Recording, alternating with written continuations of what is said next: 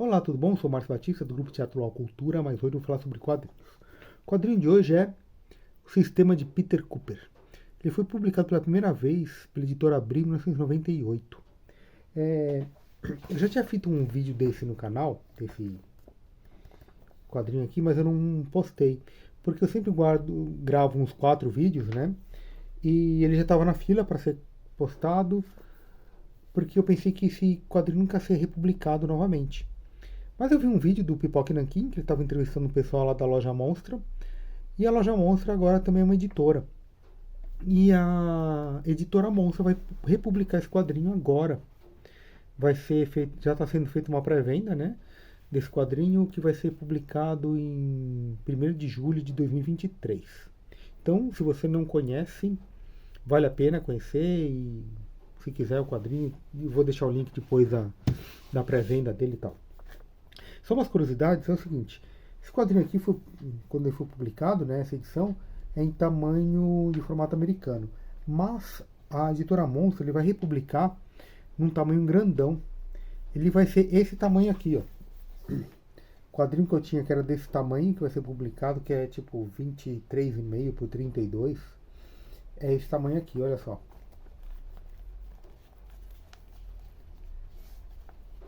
Grandão, né?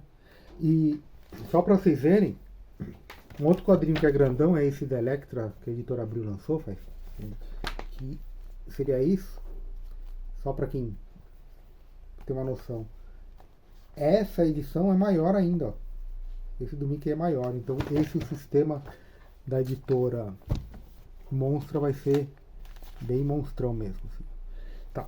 Mas o que acontece? O que é esse quadrinho aqui? Como eu disse, eu tinha gravado um vídeo que não vou postar, porque eu achava que ninguém ia republicar, e então eu contei mais quase a história toda, né? Então nesse vídeo aqui eu só vou contar algumas curiosidades e uma outra imagem que não vai comprometer a história. É um quadrinho mudo, e nessa edição aqui da editora Abril, tá falando que é o autor do Spy vs Spy. Eu achei estranho, né, quando eu comprei essa edição, porque o Spy vs Spy quem fez era o Prorrias. Aqui o nome dele, ó. Antônio Prorrias. Ele desenha os caras meio bicudinhos assim, da MED.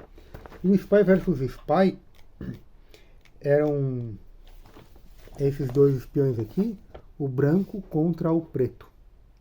E eles estavam sempre duelando, um jogando armadilha no outro, tipo o coiote do Papaléguas, né?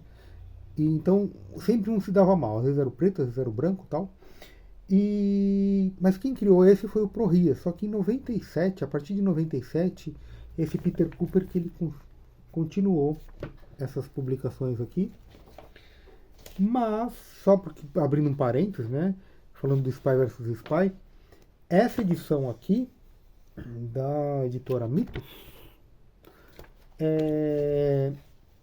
eu até procurei no guia dos quadrinhos, eu não achei, mas está assinado como Meg, ó, Meg.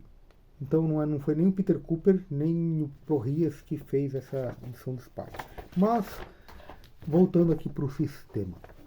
Cara, esse quadrinho aqui é muito bacana. É um quadrinho sem palavras. Tem umas palavras que tem umas coisas no jornal, que está acontecendo uma eleição e tem como que eu posso dizer, um escândalo político aqui e tem também um policial corrupto, tem um crime de terrorismo, tem um serial killer que mata strippers, tem um ex-detetive que ele fica lembrando uma notícia, né, uma coisa que aconteceu com ele e tal. E aí também tem uma pessoa em situação de rua, tem um skatista que é um hacker, tem um corretor da bolsa, e vai acontecendo muita coisa, porque isso aqui acontece lá na cidade de Nova York, então são cidadãos dessa grande cidade, né? E aí só pra gente ver algumas imagens, ele é toda com essa arte pintada aqui, que é tipo eu acho que é um pastel seco, né? Ou um giz de cera, alguma coisa assim, que tem essa textura, né? De crayon e tal.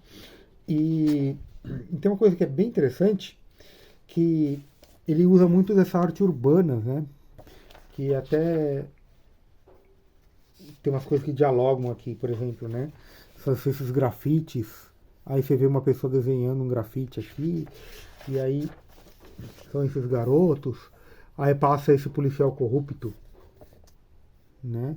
Então são personagens recorrentes que vão acompanhando essa história. E as transições de cena são muito boas, né? Vou mostrar aqui. Aqui, como eu falei, é aquele detetive, o ex-detetive, que ele tá vendo uma matéria de jornal, ele olha aqui, isso e tal. E aí a câmera vai se distanciando, a gente enxerga ele no apartamento, né, por fora do apartamento, aí tem uma pomba aqui voando, a gente segue a trajetória da pomba, a gente vê uns lixeiros aqui, então aqui já está na rua, né, então a gente saiu da casa do fulano, né, a gente vai seguindo a pomba, a gente vê aqui os lixeiros, aí os lixeiros estão aqui, ó, né, deixando a cesta aqui e tal, e a gente vê esse cachorro com essa pessoa em situação de rua, né, o dono do cachorro, uma pessoa em situação de rua. A gente vê aqui um fulano aqui, né, atrasado, com a maleta e tal. O a pessoa em situação de rua com o cachorrinho aqui, a gente vê um casal, né, o negro e a ruiva. A gente vai seguindo então esse casal, que eles vão entrando no metrô e tal. Então a gente vai seguindo esses personagens e a gente vai se deparando com outros. A gente se depara com o policial, aí tá a estação de metrô aqui, né? O pessoal saindo do metrô, aquele cara que a gente tinha visto, o casal que a gente tinha visto, o garoto, esse rapaz aqui, a gente começa a acompanhar esse rapaz. Aí tem um pastor que começa a falar mal desse cara, porque olha só, ele tá usando aqui essas que hoje tem muitas cores nessas bandeirinhas. Só que na época, isso aqui foi criado em 1991, que era da luta contra a AIDS e do amor gay, né? Então, aí tá o pastor protestando contra aqui, então já um racismo aqui, uma homofobia e tal. E esse fulano a gente vê ele comprando flores que ele vai visitar o amigo dele que tá então com AIDS, né? Porque isso aqui era da luta contra a AIDS, então a gente consegue ver essas coisas, né? E, e aí só para mostrar a narrativa aqui interessante. Aí a gente vai seguindo, vai acontecendo coisas na cidade e tal, e a gente volta para esse fulano aqui, ó. Lembra do cara com o cachorrinho? Então ele está entrando no metrô, ele começa a descer, então aqui as sarjetas, né? E aí a gente sempre vê uma pessoa que está desaparecida, estão procurando essa pessoa aqui, desde o primeiro quadrinho aqui. Né? Então em vários momentos a gente vê, né, os cartazes e tal. Aí olha só que interessante. O cara tá aqui descendo no metrô, ele entra num lugar e tal, começa a descer e começa a entrar num túnel, então tá indo lá por dentro do metrô, lá pra tal. E olha só que interessante a narrativa. Então aqui estamos uma sarjeta normal, né, de um quadrinho para o outro. Aí aqui, ó, tem um espaço maior, tá vendo? Aqui tem um espaço um pouquinho menor. E aqui já não tem espaço. Então, ó, ele tá descendo e até chegou no limite. E aqui tá abrangendo tudo. No próximo, já não tem mais requadro. Porque essa cena significa que ele está lá abaixo de tudo e tudo que está contendo aqui está dentro desse local. Então, ó, como eles são pequenininhos dentro desse local, né? Então eles estão abaixo até do metrô, né? O underground, o subway. E então nesse local aqui, ó, além da moradia desse fulano com o cachorro, passa o metrô. E aí no metrô a gente vê essas janelinhas, né? Outro personagem que a gente já viu passando nas páginas e tal. E aí uma outra personagem que a gente vê no metrô, de novo a gente vê o policial corrupto aqui e tal. E aí aí a gente tá no metrô novamente, e aí tem uma cantora aqui no metrô, né? Cantando aqui no metrô e tal. Você vê que ela tá com roupas africanas, então ela é de algum país da África. Então ela começa a cantar, olha só que interessante a narrativa. Então as notas musicais estão na boca dela, se transformando em pássaros, se transformando nessa floresta aqui, então ela está cantando, né? Sobre esse local, sobre a natureza, sobre essa beleza toda. E a cara do pássaro aqui. No próximo quadrinho é o desespero, porque estão desmatando tudo, estão matando os bichos, as pessoas, né? Estão criando essa coisa, e isso aqui, né? E ela cantando toda essa tragédia, né? E aí a gente vê ela cantando, pessoa entrando no metrô, quem é? O detetive. Então a gente vai acompanhando essas pessoas transitando, que aí são coincidências que têm consequências, né? E vai então acontecendo coisas aqui e as pessoas vão caminhando nessa cidade e você vê como as coisas são intrincadas, né? Interligadas. Então tem esse sistema, né? Essa roda, todo mundo interligado nessa cidade. Então o que você faz tem consequência. Então, esse quadrinho aqui é muito bacana, muito interessante. Que bom que essa editora Monça vai republicar. E é isso. Ah, não, tem mais umas curiosidades aqui. Então, como eu disse, ele foi publicado primeiramente, né, lá nos Estados Unidos pela DC no selo Vertigo. Agora, em 2014, já está numa outra editora, que é essa PM Press. Mas esse selo VRT aqui, ó, foi feito só 5 publicações dentro desse selo da Vertigo. Por quê? Esse era um selo que. Como que eu posso dizer? Era um selo que evocava a realidade. Por quê?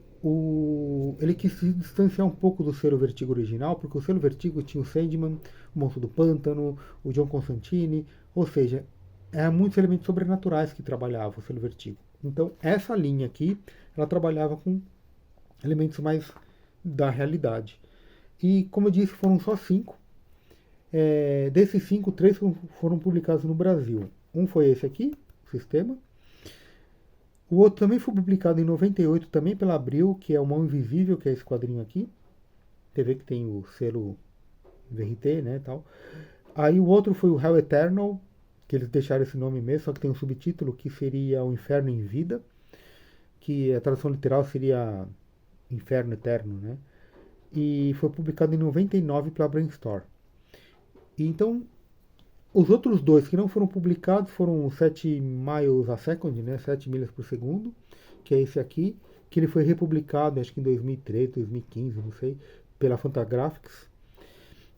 Espero que seja venha aqui para o Brasil. E tem esse Girls, que acho que em 3 partes, que é do Peter Milligan. Então foram esses 5 publicados. Dos 5 só 3, que já disse isso, né? E é isso.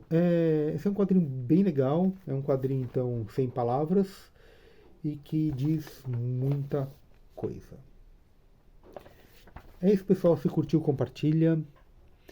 Um grande abraço e até mais.